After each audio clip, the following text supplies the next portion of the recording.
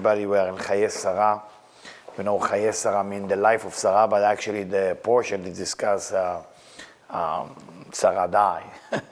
So it's a Chayei Sara, but Sarah died. So what is that? We're going to go into the Zohar in a second. The Zohar explained that this portion has to do with immortality or with resurrection of the dead. Now, why is it has to do with resurrection of the dead? Because she died, but I still talk about her life. So the idea that Avraham, her husband, is looking for a piece of land where he can bury her. That's actually what the parasha is about. And he has a special way of negotiation, how we find that piece of land to bury his wife. So there is a negotiation, why that piece of land, why exactly there, and explanation more to understand that there is like a reason for everything. We need to find out tonight why did he buy this piece of land and how did he negotiate a deal, which will be excellent for business as well. So it's also good for business. After that, when he bury her, he's asking his servant to swear to him that he will find a wife for his son. But he said, please do not find my son a wife from the Canaani, from the land of Canaan, because Abraham, after he left his place, he left everything away from idol worshipping. What is really idol worshipping is when a person's consciousness is to believe that something or someone will save them, will take them to a certain level instead of believing that it's all the same. When you change it, it's a good day, bad day, good luck, bad luck, that's idle. So the servant starts saying, what if the woman that I find will not agree to come? And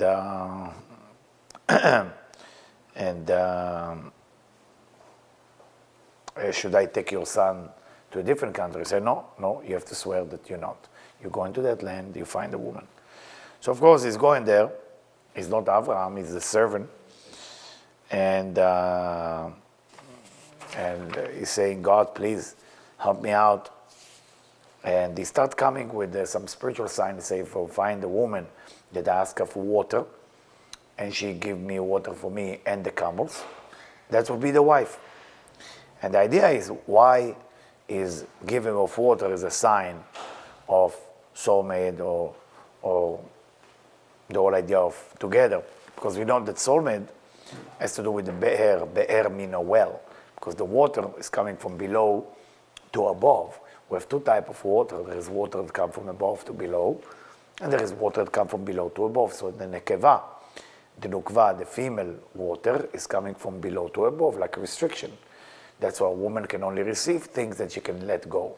A woman cannot receive things that she cannot let go, because then it creates chaos, then it creates a problem. So that's with, again, Abraham. And then he meet Lavan, her brother, witchcraft guy, and he want to take Rivka away from him. And he's telling them the whole story. And I mean, if you look at the commentary, Rivka is 3 years old. So it's kind of weird. 3 years old is taken here. Does that really mean she was 3 years old? We don't know. I mean, if we go by the pshat, yes. If we go by the sword, by the secret, 3 years old also mean right, left, and center. So there is secret there. After that, Avraham going back to his old wife, after Sarah died. Her name is Keturah, and she gave birth to Zimran, Yakshan, Midan, Midian, Ishbak, and Shuach. So how many kids we just mentioned? 5 kids. Another 5 kids to Avraham. And from there, it was many, many kids, and those kids went and created the Far East, India, China, Japan. That's what they created. So he gave them all kind of mystical secret. And for Isaac, he gave everything. So, and it say like this. It say, believe it.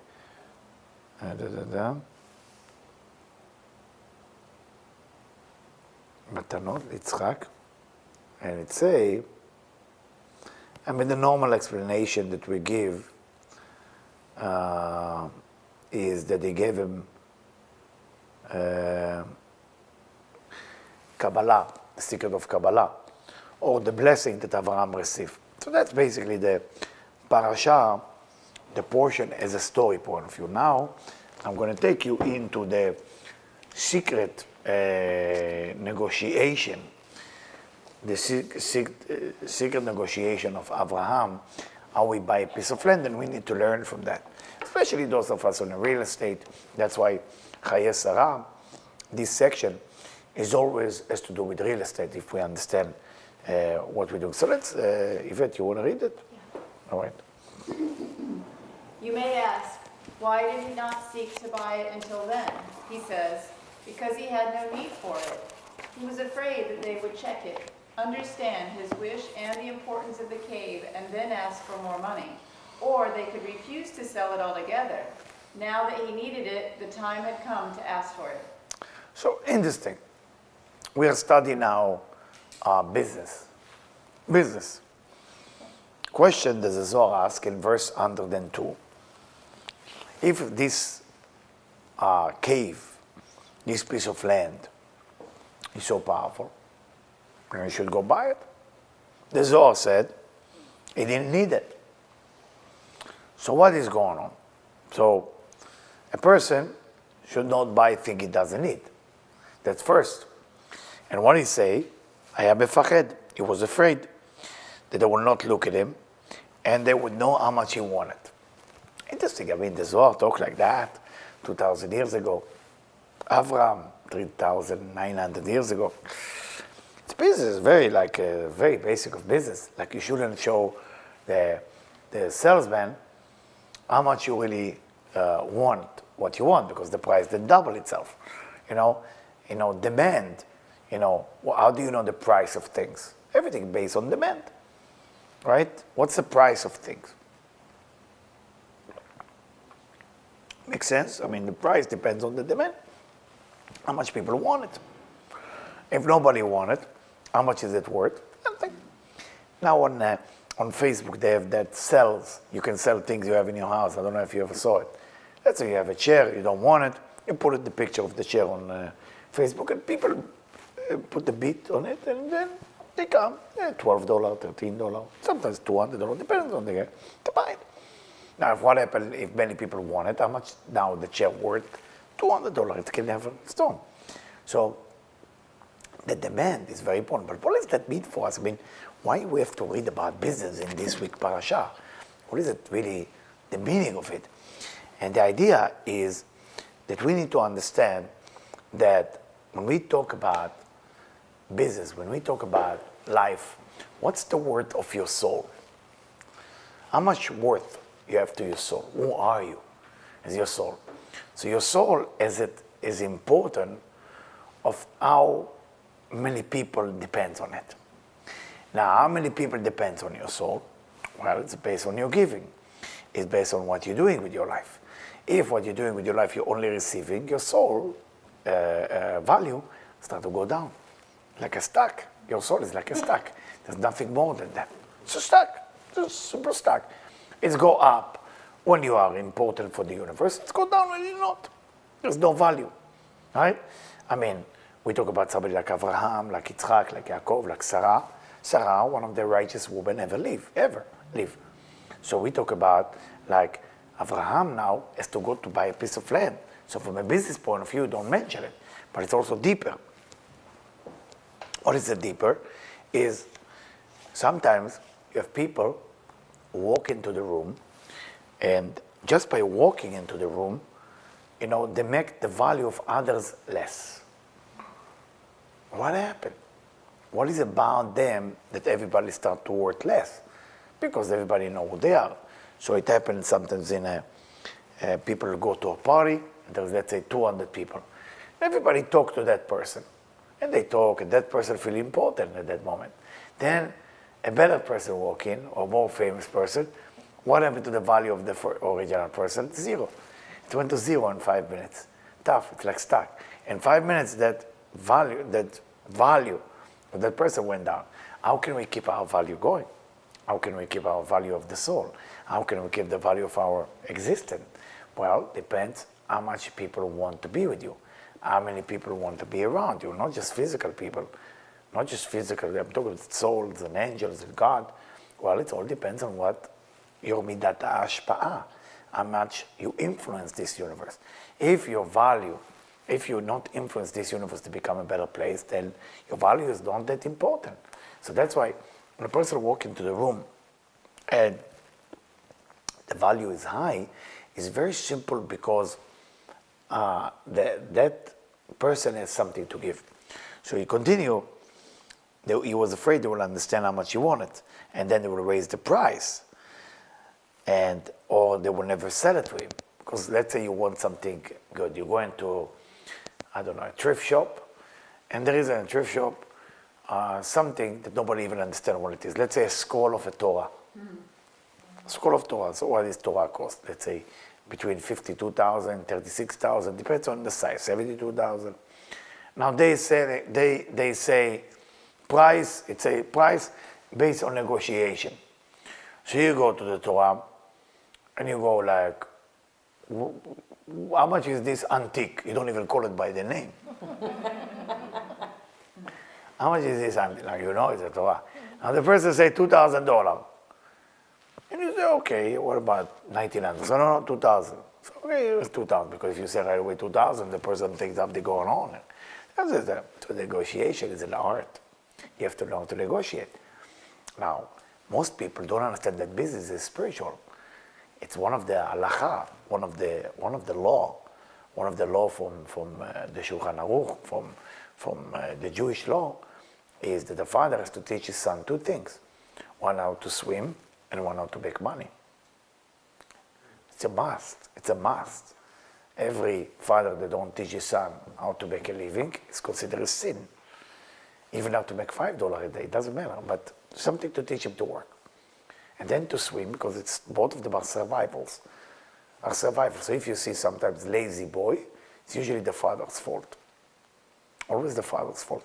Lazy boys, father's fault, because that's a father's responsibility. Why is it important? Because doing business is making you spiritual. What is business actually? In Israel, there is a kid who's 17 years old, and he makes more money than somebody who's 56 years old. Why? He's smart in computer, so he builds web for people. So they put it on the news. How did he become who he become? He go to people's home. He said, do you want me to build your web? He starts very small, $2,000. He build your web. That's simple.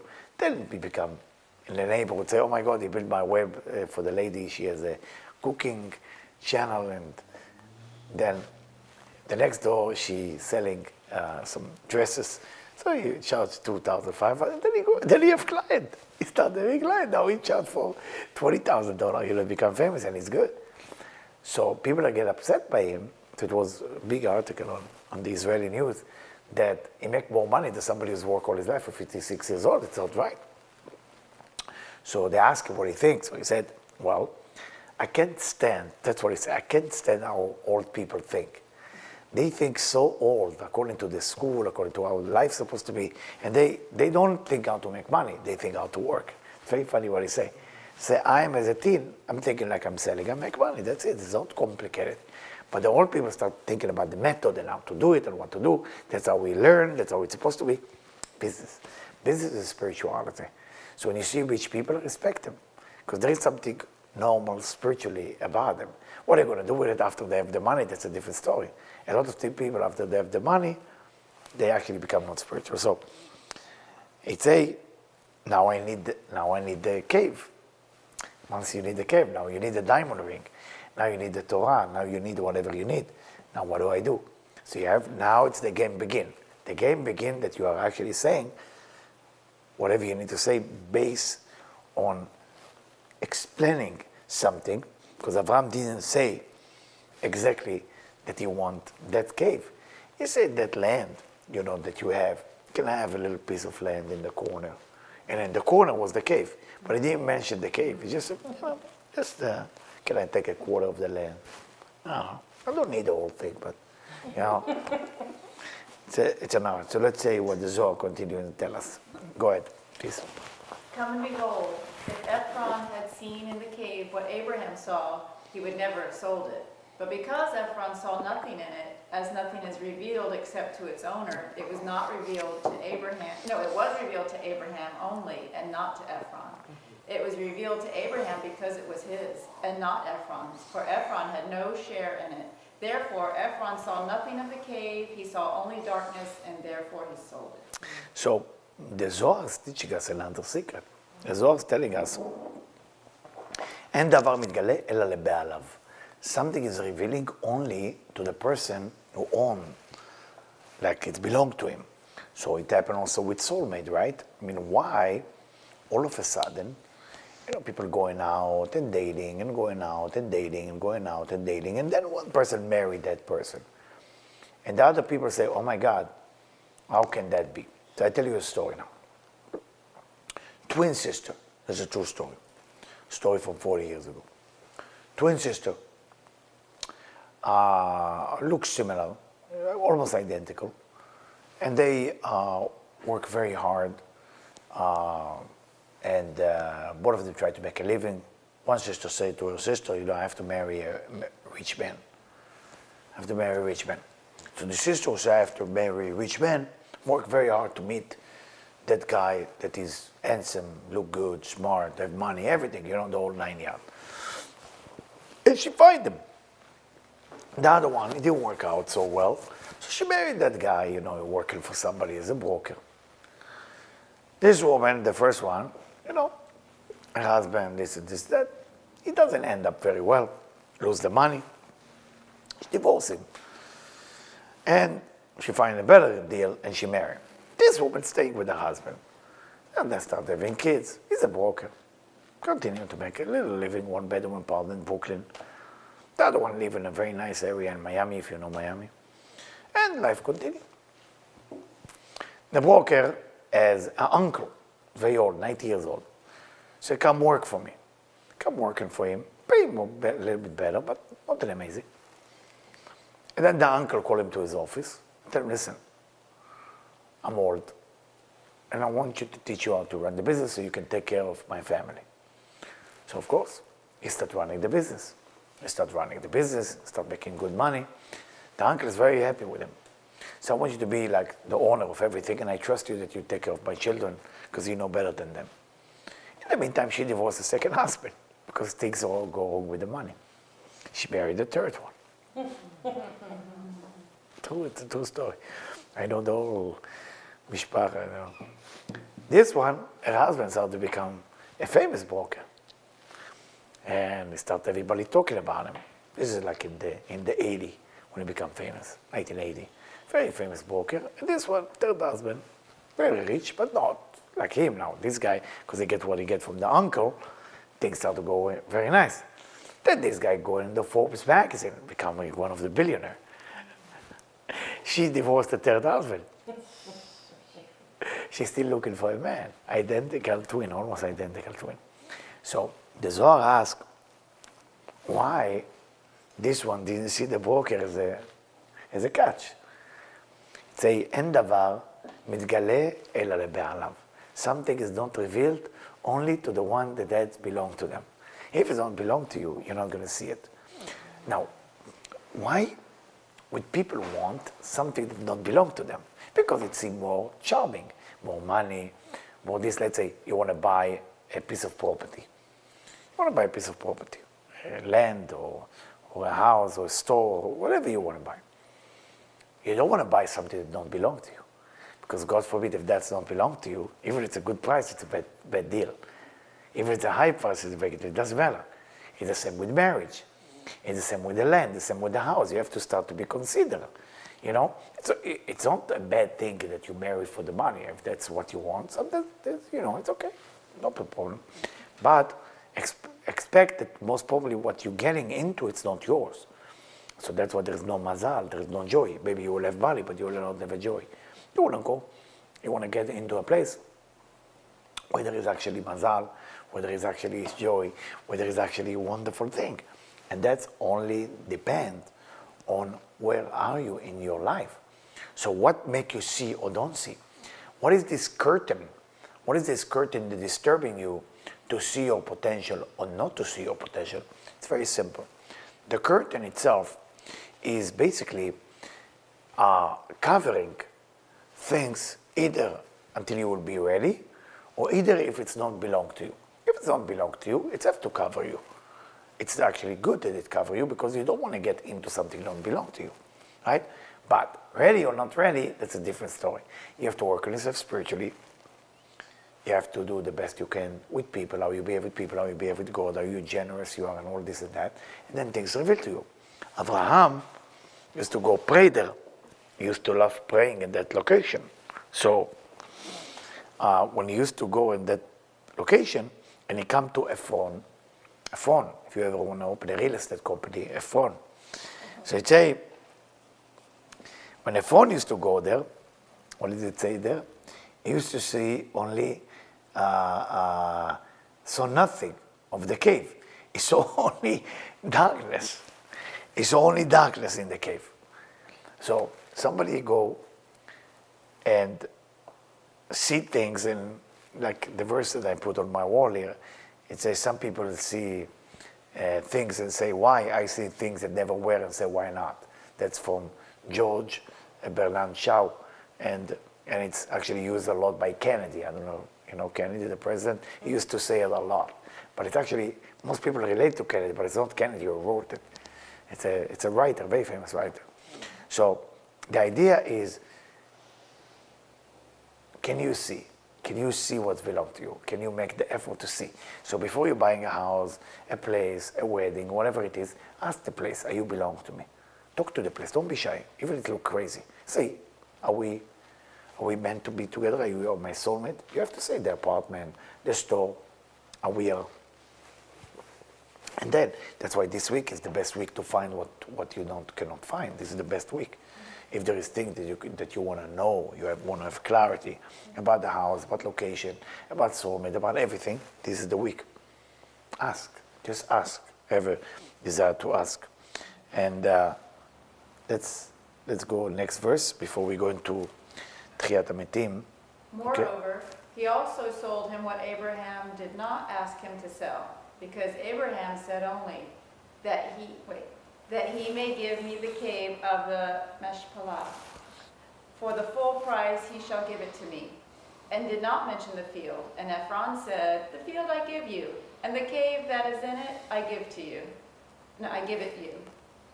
For Ephron knew not what it was, and found it all loathsome. Even the field in which the cave was loathsome to him. Therefore he sold the field too, although Abraham did not ask for it.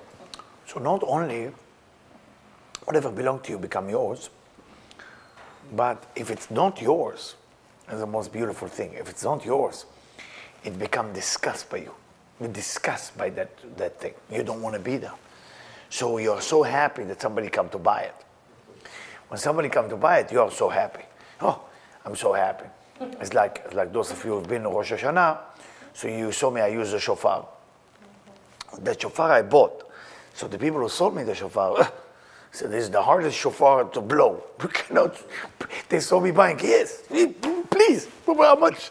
It's like, but that shofar saved our life for Rosh Hashanah. So when it belongs to you, it finds you. But of course, you have to clean yourself, you have to be spiritual. And the people who sell it to you will sell it to you in a good price, because for them, it doesn't belong to them. It's written about the Baal Shem Tov, the holy Baal Shem Tov, one time saw a singer in the marketplace, but his voice was beyond. So he asked his students, say, give me money, give me some coin.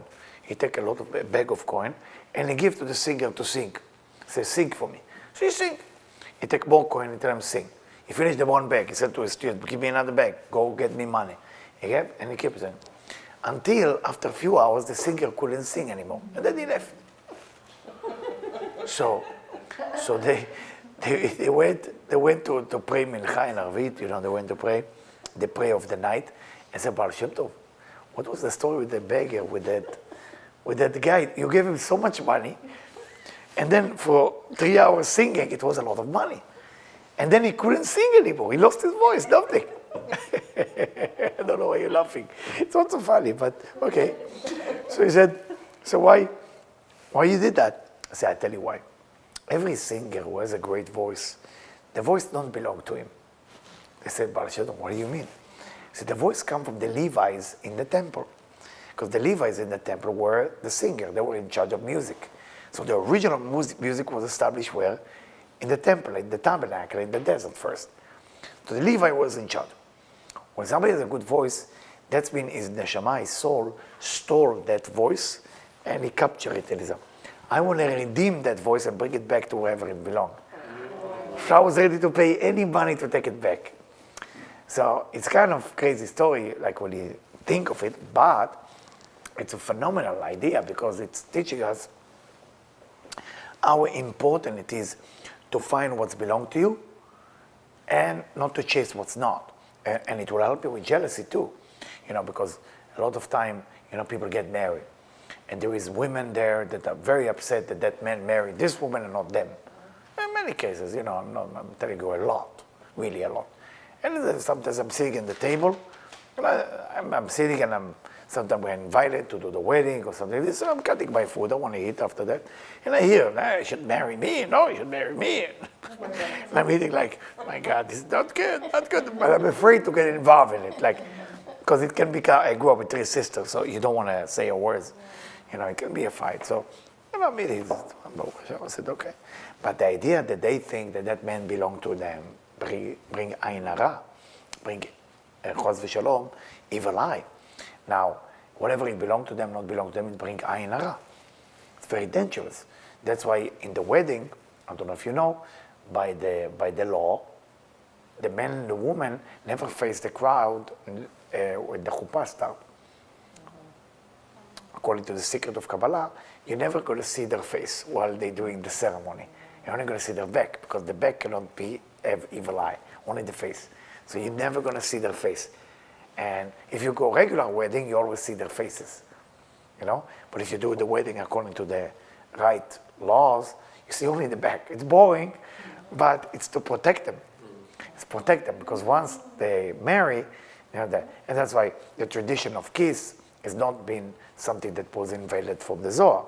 It was later, like 200 years ago, they invented kiss the bride or kiss the groom or whatever, And one time I had to do a wedding to an American couple in New York, in Penthouse, and asked me to do a wedding, and they asked me if I can say that verse for good or for bad, for this, for that, I don't remember. And then I read it, and I'm reading it. Nice verse, it's cool, but I didn't like for life or death, there is something there. I said, can we skip that one? So what do you mean? I said, no, I want to erase this part. He said, there is also for health or for something. I said, can we take that part? We stay with the line. And then the idea in a relationship, you have to ask for what's yours. God forbid, if you end up with what's not yours, you are damaging each other. It's not good. It's not good. And that's the beauty about, that whatever is not yours, eventually you will be discussed by that. But when somebody else will find it, they will be happy with that. It's a very important message and very important things for us to stop looking for too many things, to look for what's yours. Money that belongs to you, property that belongs to you. You can buy a property that don't belong to you and get stuck with this for the rest of your life. And then there's no money come from it. And what happens? Somebody come to buy it for you, you're going to sell it at half a price. What happened in 2007? In 2007, people who put all the money into real estate, and it was a crash. I don't know if you know, Florida was a disaster, number 1. Number 2 disaster was Vegas. LA also got the 2008. But what happened? A property that was worth, let's say 2003, $1 million, you want to get rid of it in 200,000. Please take it away from me. I want a little bit something come back from what I did, because you don't mind, because you already make money on it. So if you take $200,000, you break even. And some people couldn't even do that, so they have to give it back to the bank. Now what you do? Because they borrowed money from the bank against it, and it was a disaster. Just a disaster. For Florida, it was a disaster. Like I know personally many people who bought about 300 units in next to Orlando. It was so cheap. And they borrowed the money from the bank, from different people, and they thought they're going to be the richest people. 300 units, a lot. And then 300 units, nothing. Can you imagine? 1 year later, but you still owe the money. You got to pay. no money. You know, they have nothing left. Can you imagine? No home, no nothing. So if it's yours, it's yours. So 2008 came as a cleansing time for many people to tell them that's belong to you and that's not belong to you. You know, and that's why when you go in to buy real estate or store or something like this, always read Chayei Sara. Always read this section, okay? Now we're going to go deeper a little bit into the Zohar that telling us why exactly this parasha has to do with resurrection of the dead or immortality. And because we need to understand that one of the law is to believe that immortality and the resurrection of the dead will come. Person who is not believing in the resurrection of the dead consider a sinner. I mean, how tough it is to believe in the resurrection of the dead. I mean, after all, I mean, how can you convince people that there is a resurrection of the dead when you see cemetery? I mean, there is one thing for sure, is tax and death. That's what they say in America. You know, you have that's the for two things for sure. So how can you tell me resurrection of the dead is exist? It's a very difficult concept. Not only that, they tell you that you have to believe in it. So somebody who don't believe in it is considered the worst sinner. Now, that's not easy things to believe. When the last time you saw people jump out of the grave? I mean, this is resurrection of the dead. When the last time you see another level of resurrection of the dead, according to Rabbi Isaac Luria, and when somebody loses his arm, and the arm will grow. Somebody loses the kidney, and the kidney will grow. I mean, I know from one Moroccan lady that I met ever in New Jersey, I can even tell you where it was, Paramos, that she lost all her teeth, okay? And it grew back when she was 85 years old. That's scary for me. That's very you know? And I look at her, I said, that's really the new generation? She said, yes. And this is crazy. Like, for me, it's hard to believe. But she told me, I believe her. She's 85. What? I heard after age 100, you grow one tooth. Like my mother-in-law said, a grandmother grew one tooth after age 100. Crazy. I mean, this is crazy. So that means there is some secret. There is some secret about the tooth, because the way you say tooth in Hebrew is shinaim. And shinaim is similar letter like neshama. And your soul is in the teeth. Because after all, the teeth have a lot of secret. There is roots, there is cover, there is everything is in the teeth. If you want, but we don't understand, you know, tooth, even dentists, they don't understand yet how many secret there is there. Because there is, when you do the blessing of the Tikkun HaNefesh, you do blessing for the gum, you have blessing for each part of the mouth. Most dentists don't know it. I was teaching one dentist on Wilshire many years ago, 21 years ago. In the end, he put it on every wall. I don't know how many clients left after he did that. It looked weird. You know, with the paper he put up here and up there. He was so excited. Because I teach him that the gum is a very important part of the mouth. The roof of the mouth, very important. All of those things are building a whole system, you know. But again, when you start to get into the secret, unbelievable. But let's go into the whole concept of immortality, please. Yes. What did the soul called Abraham say to them? It said in a conciliatory and respectful manner, I am a stranger and a sojourner with you, meaning this body will be counted with you in one forum by this union. Rabbi said, look at what is written. And the children of Het answered Abraham. They also answered him in a respectful and conciliatory manner. This is the meaning of, hear us, my Lord, you are a mighty prince among us. So let's explain. It's a little bit difficult. Remember the section that I told you how we bought the piece of land? Yes? Now they explain that section in a secret way. This is what called Sitre Torah. This is what called the secret of Kabbalah according to Sitre Torah. Now he say that Abraham is not Abraham. Is Abraham going, is a soul. We call the soul Abraham. So the soul coming, and in a nice way, and it say, I am just a foreigner among you, meaning I'm a body that's supposed to be with you. And they are told them that who is they, who is Bnei Chet? This is the body of a righteous people. So the righteous people are meeting now a body of a normal person. It's not about Abraham. Again, the story represent is a metaphor about life. So the body go to the body of the tzaddikim, the body of righteous people, and he's saying, listen, I need to find a piece of land to be with you. So the tzaddikim are basically bnei chet, what we call bnei chet. Again, you understand what the Zohar does? The Zohar take the story, break it down to a secret meaning. And they told him, please listen to us, our master. And then he continued, and that's what they say. Please. What is meant by the phrase, you are a mighty prince, or prince of Elohim? Rabbi Pinchas responded that, before the righteous leave the world, a divine voice echoes every day among the righteous in the Garden of Eden to prepare a place for so-and-so who will come here. Therefore they say from Elohim above, you are a prince every day among us, in the choicest of our graves among the... Well? Does it continue? Oh, I'm sorry. Among the choicest company of the righteous he should be counted. No one will prevent fulfillment of the quorum, for we all rejoice in him and hasten to greet him. So beautiful. Now you look at the parasha in a very different thing. It's no longer coming to bury Sarah. It's a very different story. So what's beautiful about the Zohar gives you a totally different angle. And it's Abraham is a soul who wanted to be buried among the righteous. What happened with the righteous? So when a righteous person leaves the world, what is a righteous person? Tikkun Zohar write about righteous people like that. Not this Zohar, Tikkunim. So Tikkun Zohar write that a righteous person is a person that always justify whatever happened to them.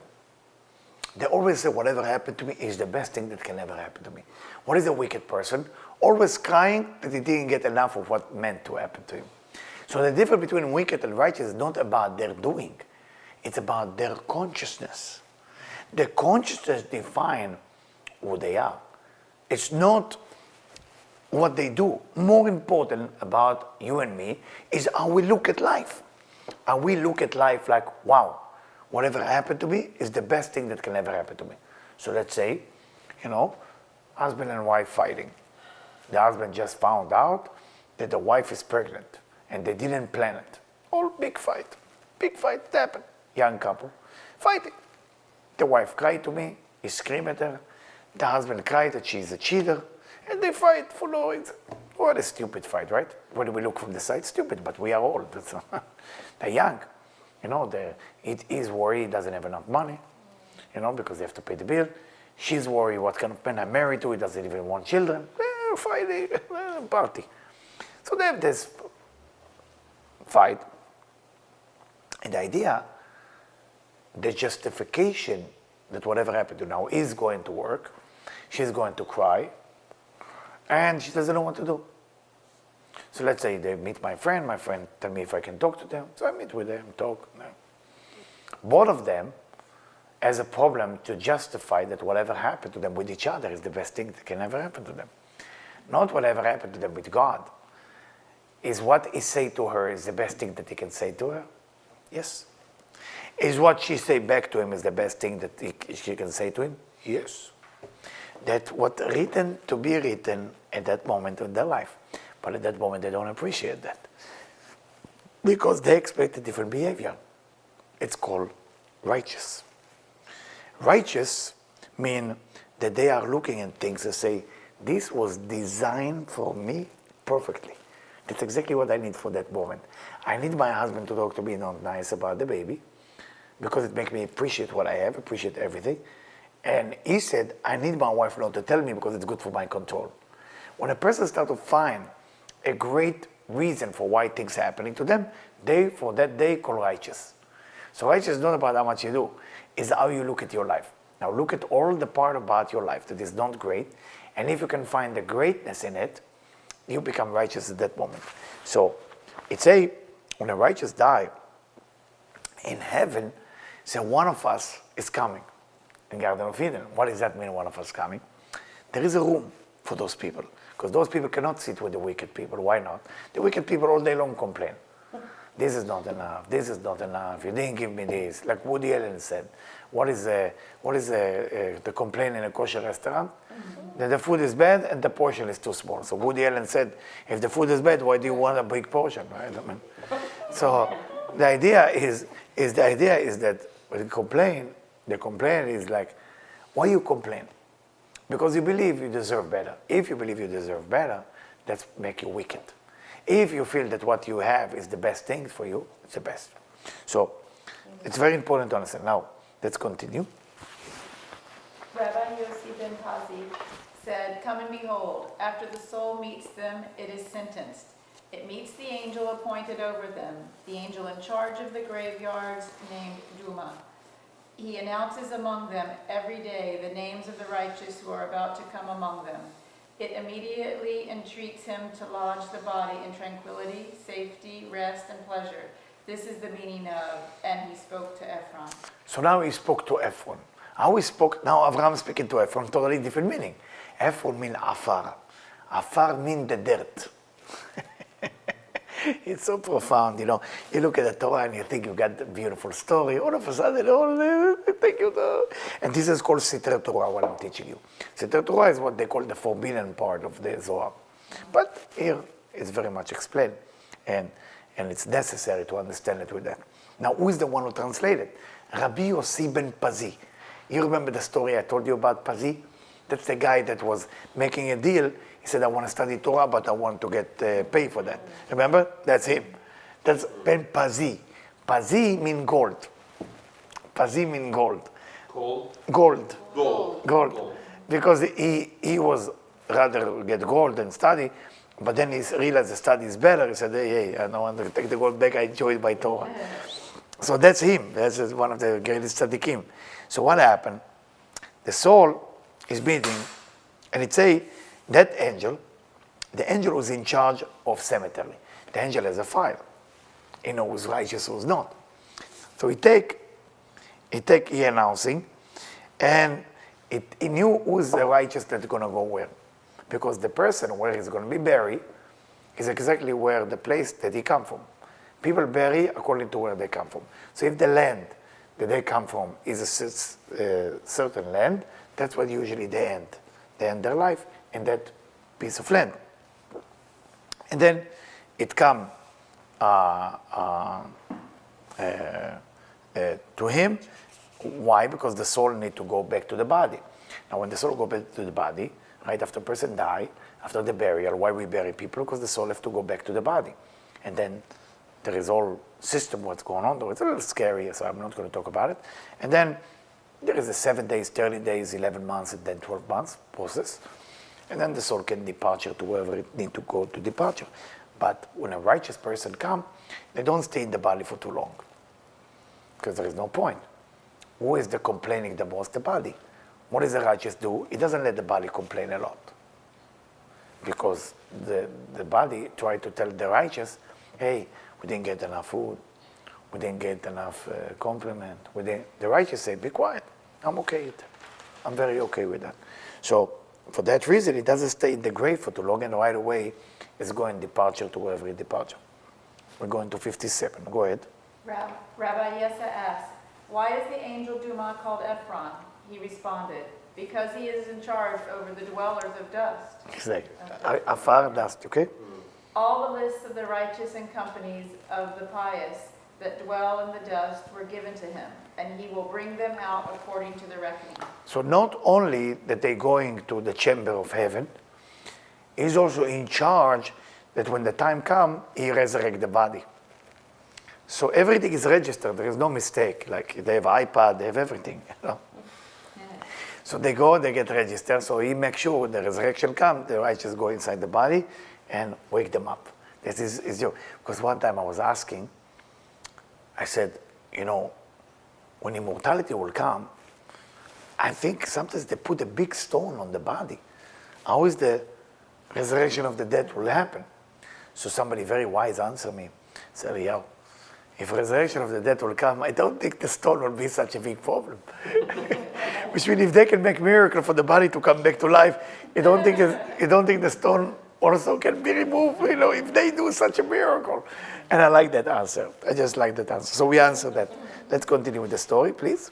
Rabbi Elazar said, "When the Holy One, blessed be He, comes to raise the dead in the future, He shall call the angel named Duma, who is appointed over the graves. He will ask him for an enumeration of all the dead, the righteous and the pious, and all the sincere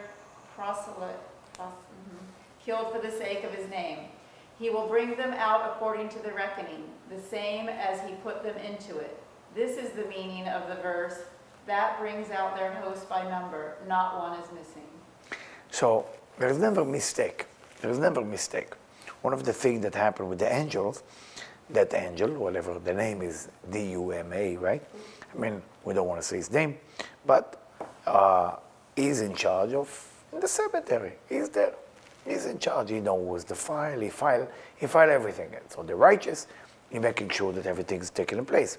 Now, I didn't want to continue with the verse, the next one. I didn't put it on the computer, but he's also in charge of the wicked people. That's his job too. They also give it to him. And what happened, he's taking them to a place called Gehenom. Gehenom in Hebrew means hell. But what are you doing in hell? You get judged. You get judged. Get judged. And so he's making sure they're going in. Okay? And for example, King David used to say in the book of Psalm, "Please save me from that angel." And if King David say it, I think I don't know what you're thinking, but King David, guys. So he was concerned. King David was concerned. I don't know about you and me, but if he concerned, God help us. huh? All right? God help us. The only change we need to do, but the only change is not a big change, is to see the good in everything we're going through, especially in the source, in the problem we're going through. Because we have some problem in our life. Everybody has problem. Some in relationship, some in health, some in money, Some in all of them. Yeah. Yeah. No, but if you look at those things and you justify it on you, meaning that you see this is the biggest blessing that you have, then what happened to you, you start to converting it into a better life. People can convert their life to a better life until they see the good in it. So what does that mean? How is that? I promise I will tell you how is that connect to immortality, to resurrection. What make your curse into a blessing? What make whatever die in your life into a living thing? When you look at whatever die and you look for whatever seem bad into a good thing. So if you cannot see the bad things into a good thing, you cannot resurrect it. So I'm sure you have bad things that happened to you. Now, can you see it as a blessing? If in the moment that you see it as a blessing, then things can change. You only change things in your life once you find the blessing in it. You cannot change things you don't find the blessing in it. So for example, there's so many stories that I have in my mind. I'm trying to choose the one that makes sense. The most famous story that I always tell is a lady from Brooklyn that left her office late on Thursday night, and then a drunk driver with a truck hit her car, sent to hospital. I'm going to visit her. She's in coma for 3 days. 4 days she wake up. I'm there, flower and everything. And she's like a lawyer, And she wake up, she see me there, she's so happy to see me. So I'm saying to her, how are you? I mean, now you're waking up, thank God, it was a great miracle that you are alive. And she looked at me, what do you know about the miracle? I said, no, you have a bad accident. I mean, your head, the skull, was in danger, no blood. But when they put her into that CD, into that, the MRI, they found out that she has a tumor, smaller than a tennis ball. And she has about 10 days to live, the doctor said, until it pressured there. But the accident actually revealed the tumor. So now you tell me, was that a good thing or a bad thing? Good thing. But does that look like a good thing? Look like a terrible thing. Look like if you say accident, oh, what happened? It's the same thing like my dear friend, without saying name, like Debbie shared, and that his life was safe last week. Safe, So when he hear about that bad news, because he's my student, he knew that the first thing he does was the blessing. I'm looking for the blessing. He was able with his mind to convert the bad news into a good news. This is unbelievable. So all what we got to do to seek immortality in your life is to find the good in the bad. But you have to have some bad. If you don't have any bad, you cannot convert. Huh? we got to convert it because, and that's why some ladies, some guys tell me about dating when they go dating, and I always tell them that if you don't like the person for the first date, maybe try to do another date. I said, why? I said, because sometimes if you convert something in you, either that's get better or either the next person you're going to meet get better. Because you're getting into the conversion process. If you don't do the conversion process in your mind, you cannot convert things. And what are you here for? What's the purpose of your life? If your life is just living and experience things as it is, then you don't have a lot. Most people really not getting into it. And what they're doing, they're getting into basically, okay, I want it now, it's bad, it's good, it's good. No, there's more than just bad, because the bad can be converted to good. That's immortality.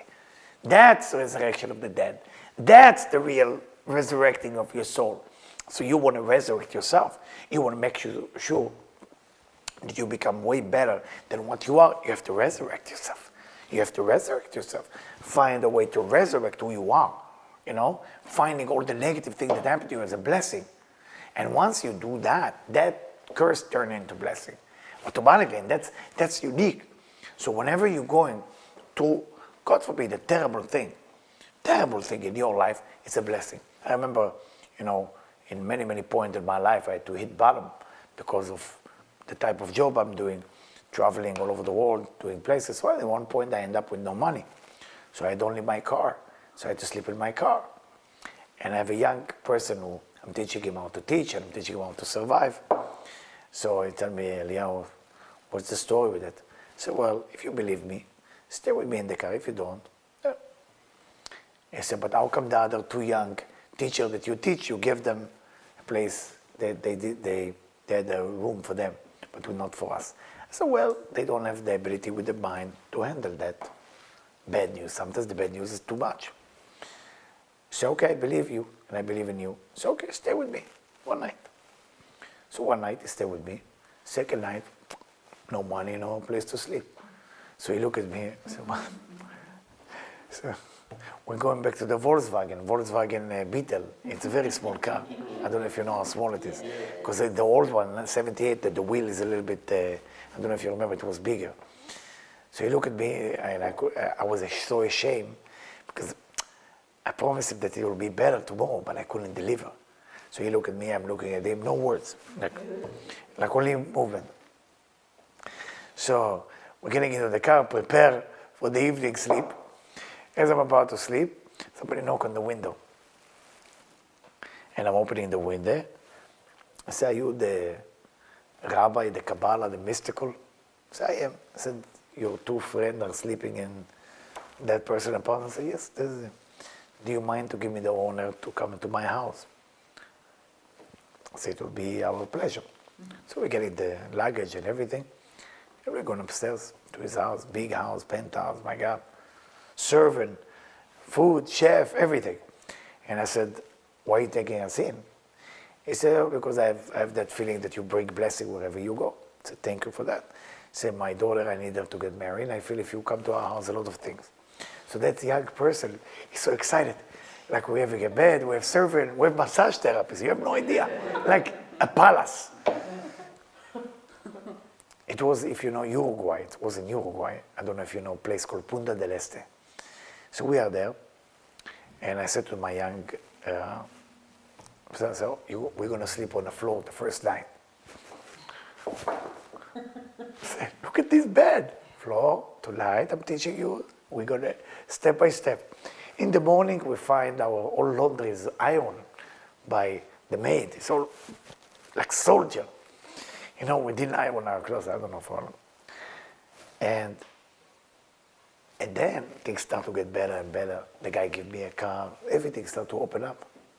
I'm talking about 92. What I'm trying to tell you, that if you can turn something that seemed negative in this is the biggest blessing ever to me, what happened to the negative is no longer can stay negative. You just convert it. You just tell the negative, you're positive. So what is the negative? You change his name. Now he has to become positive. And you're going to start feeling it. That's immortality. That's resurrection of the dead. Resurrection of the dead can only come. Why people steal, for example? Why does a person steal? Why a person steal? What's the purpose of stealing? Person steal because they believe their life don't have enough. So when they steal, is their life get better? No, never get better. They're not happy because they didn't convert. The conversion, that's what created immortality. So that's what's called Chayei Sara, the life of Sarah. But he talk about the death of Sarah. Meaning, do you want to connect to your life? Do you want to connect to your immortality? Do you want to connect to the Sarah, the real Sarah, the real soul of who you are? You're going to convert negative into positive. This is such an important message, and I hope you share it with people. All right, guys. Thank you very much.